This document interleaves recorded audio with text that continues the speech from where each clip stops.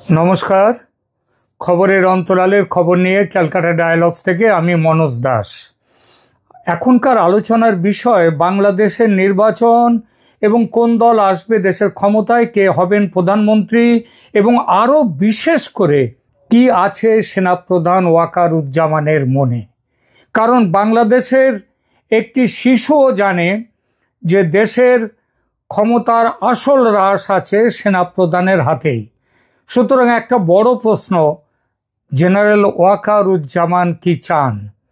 পরম্পরাগতভাবে বাংলাদেশ সেনার সাইকি বা মানসিকতা পাকিস্তান সেনার মতো, দেশের ক্ষমতায় নিজেদের প্রতিষ্ঠিত করা।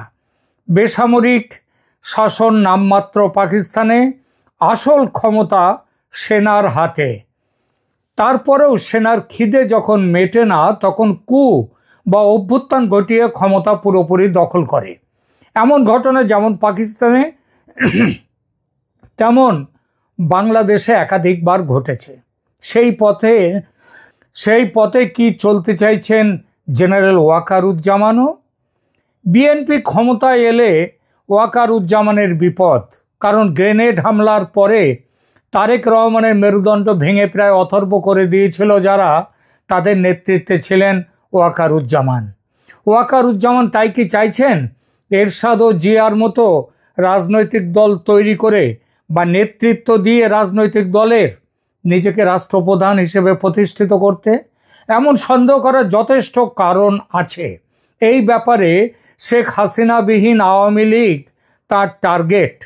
স্বচ্ছ আওয়ামী লীগের নামে আওয়ামী লীগের দখল নিয়ে ভোটে নামার ভাবনা কয়েক মাস আগেই প্রকাশ হয়ে গেছে ওয়াকারুজ্জামানের। ঢাকার ক্যান্টনমেন্টে ডেকে মনের কথা জানান তিনি হাসনাত আবদুল্লাহ ও সার্জিস আলমকে। তারা কয়েকদিন পরে সে কথা ফাঁস করে দেন। ফলে এই চেষ্টা আর গোপন নেই, কিন্তু গোপন নেই বটে, তাই বলে চেষ্টা যে বন্ধ হয়েছে তা নয়। ওয়াকারুজ্জামানের সেই চেষ্টা কিন্তু অব্যাহত। চেষ্টাটা কি? সামনাসামনি আওয়ামী লীগের যারা নেতৃত্বের পরিবর্তন করে স্বচ্ছ নেতৃত্ব নিয়ে আসা। আচ্ছা, এই ব্যাপারে ওয়াকারুজ্জামানের এত কেন, এই ব্যাপারে তার নজর কেন এত কিন্তু কেন তিনি চাইছেন এই ব্যাপারটা? তার কারণ আছে, আস্তে আস্তে আসবো সেই প্রসঙ্গে। দেখুন, আওয়ামী লীগের কয়েক মাস পরে আপনারা সবাই দেখতে পাচ্ছেন যে বাংলাদেশে আওয়ামী লীগের সাম্প্রতিক ঝটিকা মিছিল শুরু হয়েছে, এবং সেটা শুরু হয়েছে বিরাটভাবে।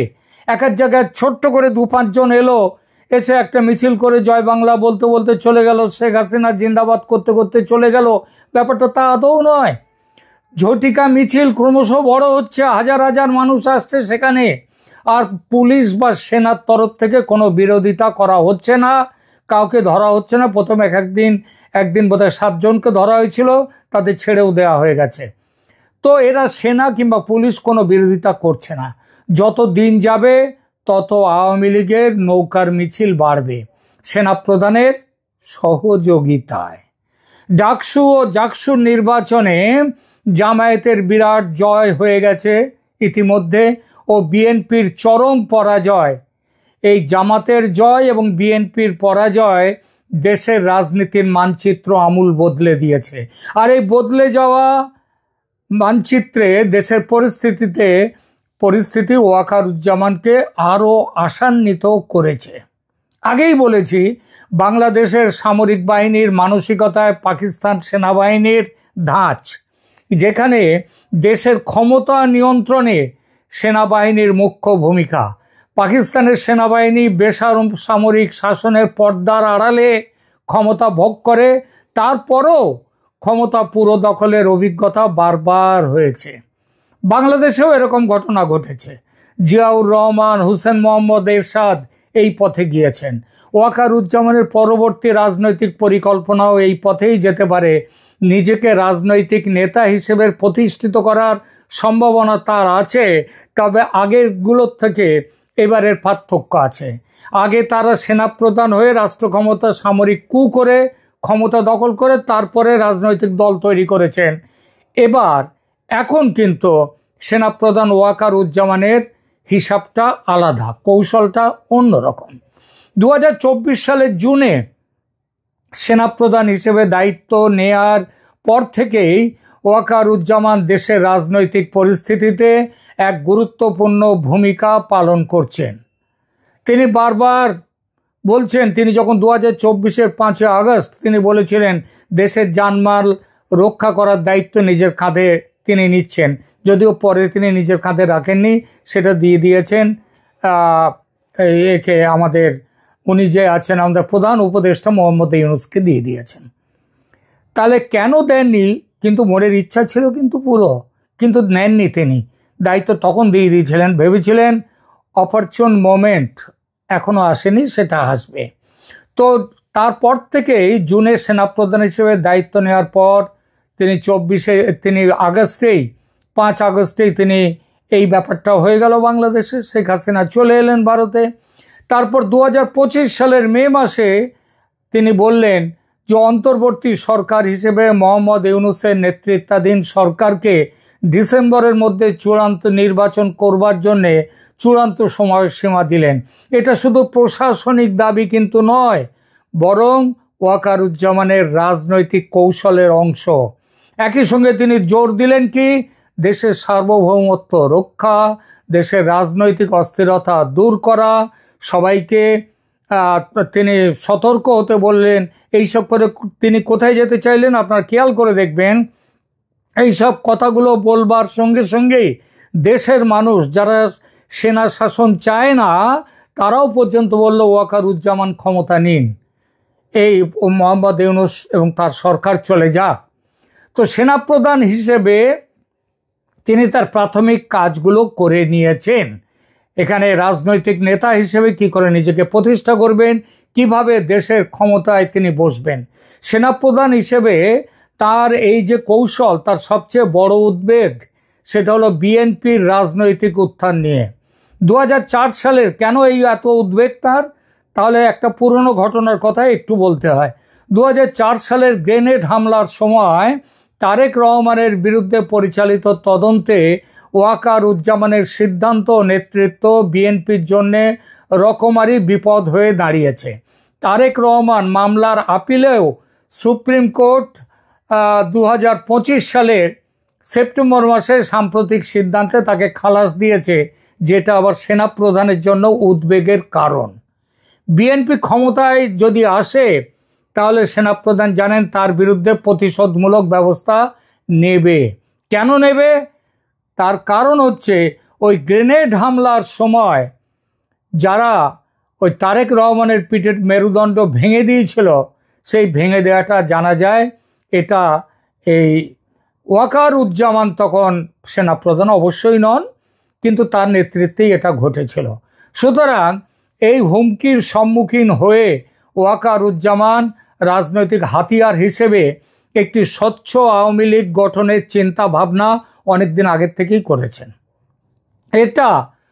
এই যে চিন্তা স্বচ্ছ আওয়ামী লীগ, এটা মূল আওয়ামী লীগকে শেখ হাসিনা থেকে বিচ্ছিন্ন করে একটি নতুন রাজনৈতিক দল হিসেবে গণ্য করে ভোটের ময়দানে লড়াই করার কৌশল। নাম থাকবে আওয়ামী লীগ, প্রতীক থাকবে নৌকা, কারণ এটাই তো হচ্ছে আওয়ামী লীগ এত বছর ধরে এই দুটো জিনিসকে প্রতিষ্ঠিত করে গেছে বাংলাদেশের মানুষের মনে। সেই হিসেবে ওইভাবে নতুন রাজনৈতিক দল হিসেবে আওয়ামী লীগকে দখল করে নিয়ে ভোটের ময়দানে লড়াই করার কৌশল নিয়েছেন ওয়াকারুজ্জামান। হাসনাত আবদুল্লাহ সার্জিস আলমের সঙ্গে গোপন আলোচনার বিষয়টি ফাঁস হওয়ার পর একথা সামনে এসেছে। আওয়ামী লীগের সাম্প্রতিক মিছিল আপনারা দেখছেন কিভাবে মিছিল হচ্ছে, কিন্তু কেউ কোনো জায়গায় বাধা দিচ্ছে না। এই আওয়ামী লীগের সাম্প্রতিক মিছিল যাতে কোনো রকম পুলিশি বা সেনা বাধার মুখে না পড়ে সে ব্যবস্থা করে দিয়েছেন কিন্তু ওয়াকারুজ্জামান, এবং সেটাও এই কৌশলের সঙ্গে সম্পর্কিত। ছাত্র রাজনীতিতেও জামাতের হাত আটকে যাচ্ছে না। 2025 সালের ডাকসু ও জাকসু নির্বাচনে জামাতের ছাত্র সংগঠন ইসলামী ছাত্র শিবির ঐতিহাসিকভাবে বিজয়ী হয়েছে, যেখানে বিএনপির যে ছাত্রদল বড় পরাজয়ের সম্মুখীন হয়েছে। এই ফলাফল ওয়াকারুজ্জামানের রাজনৈতিক সম্ভাবনাকে আরো শক্তিশালী করেছে।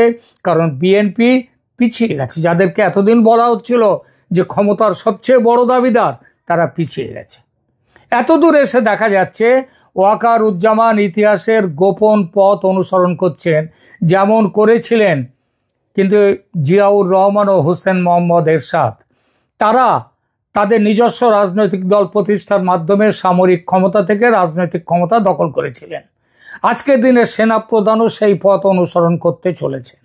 তবে একটি পার্থক্য, ওই যে বললাম যে তারা ক্ষমতায় বসে রাজনৈতিক দল করেছিলেন, আর ওয়াকারুজ্জামান তিনি রাজনৈতিক দল তার আগের থেকে গোপনে তিনি করছেন, আড়ালে তিনি করছেন, কিন্তু তার আগে তিনি সেনাপ্রধান হিসেবেই তিনি কিন্তু ক্ষমতার দখল নিতে চাইছেন সেনাপ্রধান হিসেবেই। আমরা জানতে পারি যে ওয়াকারুজ্জামান দেশের রাজনৈতিক অস্থিতিশীলতাকে সমাধান করার উদ্দেশ্যে অন্তর্বর্তী সরকারের সমর্থন করেছেন এবং গণতন্ত্রের পথে দ্রুত এগোনোর কথাও তিনি বলেছেন। কিন্তু তার রাজনৈতিক উচ্চাভিলাষ ভবিষ্যতে দেশের গণতন্ত্রকে প্রভাবিত করার এক অনিবার্য সম্ভাবনার মুখে এনে দাঁড় করিয়ে দিয়েছে এবং এই সম্ভাবনা অত্যন্ত ব্যাপকভাবে এই মুহূর্তে ওয়াকারুজ্জামানের কৌশল, যেটা সেই কৌশলের অনুকূলে। কিভাবে ওয়াকারুজ্জামান তার স্বপ্ন সফল করবেন, কৌশলকে সফল করবেন? আওয়ামী লীগ দলকে কার্যত নিষিদ্ধ করা এবং দলের সমস্ত উচ্চ নেতৃত্ব নির্বাসনে থাকার ফলে ওয়াকারুজ্জামান এক অভূতপূর্ব সুযোগ পেয়েছেন, যা এর আগে হোসেন মোহাম্মদ এরশাদ কিংবা জিয়াউর রহমান কেউ পাননি। সেই সুযোগ হলো দেশের ভেতর আওয়ামী লীগকে নিজের সুবিধা মতো ব্যবহার করার পরিস্থিতি, যেটা করতে চলেছেন এবং করা শুরু করে দিয়েছেন ওয়াকারুজ্জামান। আওয়ামী লীগের নেতৃত্ব আড়াল থেকে হাতে নেবার প্রস্তুতি কয়েক মাস আগেই শুরু করে দিয়েছেন ওয়াকারুজ্জামান। নির্বাচন যত এগিয়ে আসবে এই ব্যাপারটা তত খোলসা হবে। স্বচ্ছ আওয়ামী লীগ গঠনের করে তার নামে হাসিনাবিহীন এই আওয়ামী লীগ নির্বাচনে অংশ নেবে ও জিতবে, এটাও মনে রাখুন। আওয়ামী লীগের ব্যাপক জনসমর্থনের সঙ্গে সেনাবাহিনীর সাপোর্ট পেলে কে হারাতে পারবে আওয়ামী লীগের প্রার্থীদের? নৌকার প্রার্থীরা নৌকা তরতর করে এগিয়ে চলবে। নির্বাচন জেতা পর্যন্ত ওয়াকারুজ্জামানের কৌশল হলো নির্বাচনে জেতা পর্যন্ত তিনি সেনাপ্রধান থাকবেন, যাতে সেনাপ্রধান হিসেবে থেকে এবং সামরিক অভ্যুত্থান ঘটাবেন না। তিনি সেনাপ্রধান হিসেবে থেকে তার যে দল হবে তখন আওয়ামী লীগ, স্বচ্ছ আওয়ামী লীগ, তাদেরকে তিনি সব রকমের সাহায্য করবেন। তারপর দল জিতলে এবং জিতবে সেটা বলে দিচ্ছে স্পষ্টভাবে, বিজয়ী সাংসদদের সিদ্ধান্তে তিনি দেশের প্রধানমন্ত্রী হবেন। শেখ হাসিনাকে দেশে ফিরিয়ে এনে যদি রাষ্ট্রপতি করেন তাহলেও অবাক হব না।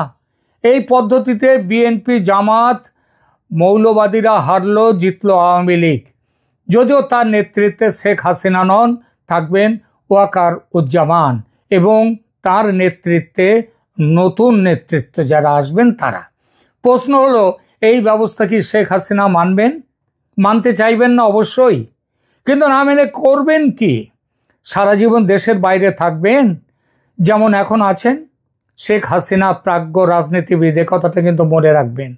তিনি অন্ধের মতো বিরোধিতা করবেন না, বরং আপাতত ওয়াকারুজ্জামানের সঙ্গে সমঝোতায় আসবেন তিনি এবং সুযোগ খুঁজবেন ভবিষ্যতে কিভাবে আওয়ামী লীগকে স্বমহিমায় তার নেতৃত্বে ফিরিয়ে আনা যায়। কিভাবে হতে পারে এই সমঝোতা, বলবো সে কথা।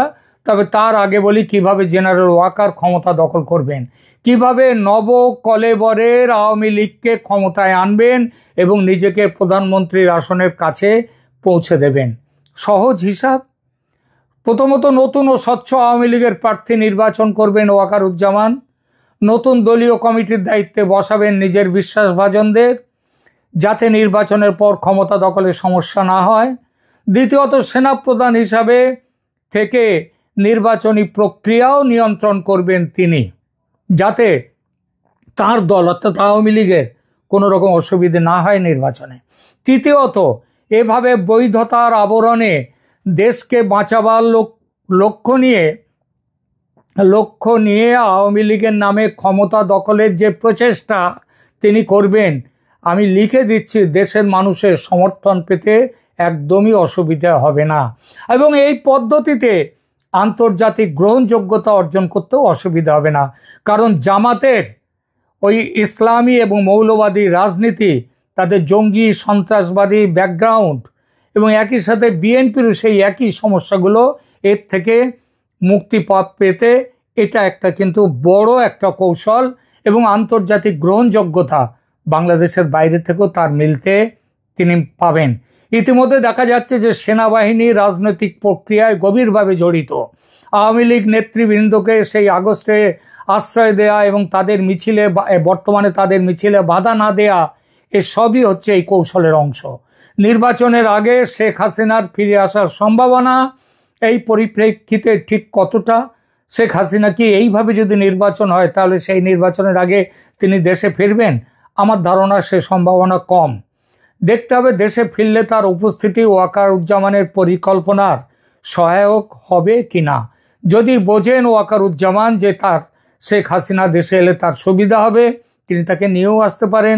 তবে দৃশ্যত মনে হচ্ছে শেখ হাসিনা ফিরে এলে সুবিধা যেমন হবে, অসুবিধাও তার হবে, মানে ওয়াকারুজ্জামানের। কারণ তার দল হাইজ্যাক করবে ওয়াকারুজ্জামান, এটা শেখ হাসিনা সহজে মানবেন না। কিন্তু ওই যে বলেছি, না মেনে কি করবেন তিনি? একটা সমঝোতায় তাকেও আসতেই হবে। সেই সমঝোতা হলো ক্ষমতার ভাগাভাগি। শাসনতান্ত্রিক প্রধান বা প্রধানমন্ত্রীর পদে ওয়াকারুজ্জামান থাকলে নিয়মতান্ত্রিক প্রধান বা প্রেসিডেন্ট হিসেবে শেখ হাসিনার নাম প্রস্তাব করতেই পারেন ওয়াকারুজ্জামান।